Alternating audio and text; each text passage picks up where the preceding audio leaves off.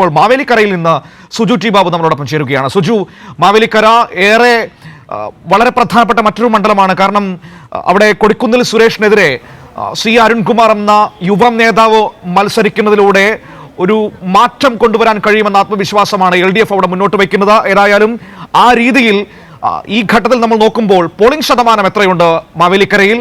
തിരക്ക് ഇപ്പോൾ തുടരുകയാണോ? മനു, നല്ല തിരക്ക് തന്നെയാണ് മാവേലിക്കര തുടരുന്നത്. മനു സൂചിപ്പിച്ചുള്ള വലിയ ശക്തമായ രാഷ്ട്രീയ മത്സരം നടക്കുന്ന ഒരു മണ്ഡലം കൂടിയാണ് മാവേലിക്കര. മണ്ഡല ചരിത്രത്തിൽ 15 തവണയാണ് തിരഞ്ഞെടുപ്പ് നടന്നത്. അതിൽ 2 തവണ ഇടതുമുന്നണിക്കൊപ്പം നിന്ന ഒരു മണ്ഡലം കൂടിയാണ് ഞാൻ സൂചിപ്പിച്ചത്. അതായത് ഒരിക്കലും ഇടത്തോട്ട് ചായാത്ത ഒരു മണ്ഡലമല്ല മാവേലിക്കര. മുമ്പ് തിരുവല്ല മാവേലിക്കരയുടെ ഭാഗമായിരുന്നപ്പോഴായിരുന്നു. CS സുജാത മാവേലിക്കരയിൽ വിജയിച്ച ഒരു ചരിത്രം കൂടി മാവേലിക്കരയ്ക്കുണ്ട്. ഇത്തവണ CPIയുടെ യുവ നേതാവായിരിക്കുന്ന CA അരുൺകുമാറാണ് ഇടതുമുന്നണിയുടെ സ്ഥാനാർത്ഥി. മറുഭാഗത്ത് NDA യുടെ ബൈജു കലാശാല മുമ്പ് ഇവിടെ മാവേലിക്കര തന്നെ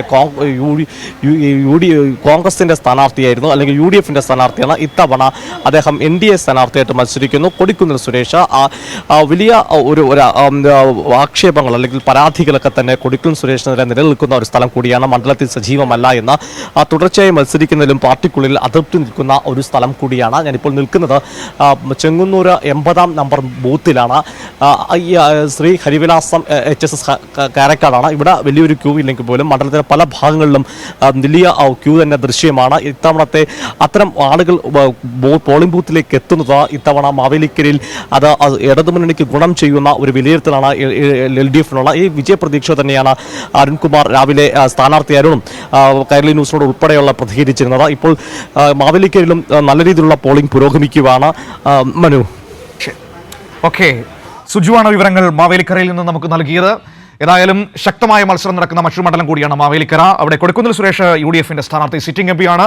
പക്ഷേ വലിയ വിമർശനങ്ങൾ അവിടെ കൊടിക്കുന്നിൽ കേൾക്കേണ്ടി വന്നൊരു സാഹചര്യമുണ്ട്. സ്വന്തം പാർട്ടിയിൽ നിന്നടക്കം വിമർശനങ്ങൾ കേൾക്കേണ്ടി വന്നൊരു പശ്ചാത്തലമൊക്കെ ഉണ്ട്. അതുകൊണ്ട് തന്നെ ആത്മവിശ്വാസം അവിടെ LDFനുണ്ട്. സി അരുൺകുമാർ എന്ന യുവ സ്ഥാനാർത്ഥിയിലൂടെ മണ്ഡലം തിരിച്ചുപിടിക്കാൻ കഴിയുമെന്ന പ്രതീക്ഷയാണ് അവർ മുന്നോട്ട് വയ്ക്കുന്നത്. മറുവശത്ത് സിറ്റിംഗ് MPയിലൂടെ മണ്ഡലം നിലനിർത്താമെന്ന് UDFും പ്രതീക്ഷിക്കുന്നു. വിവരങ്ങളാണ് ഇപ്പോൾ സുജു നമുക്ക് നൽകിയത്.